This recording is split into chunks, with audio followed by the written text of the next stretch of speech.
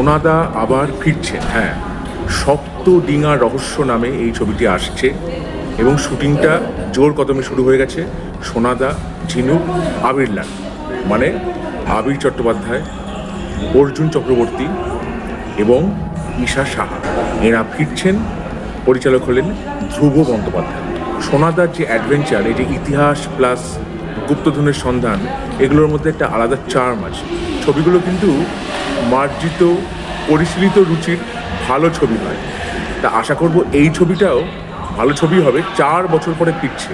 সপ্তডিঙা মানে চাঁদ সদাগরের সেই কিংবদন্তি সপ্তডিঙা, সেইটার সাথে কিভাবে এবারে অ্যাডভেঞ্চার জড়িয়ে পড়ে দেখতে হবে। এই ছবির ডিওপি হলেন সৌমিক হালদার। কাহিনী এবং চিত্রনাট্য লিখেছেন সুগত গুহ এবং পরিচালক ধ্রুব বন্দ্যোপাধ্যায়।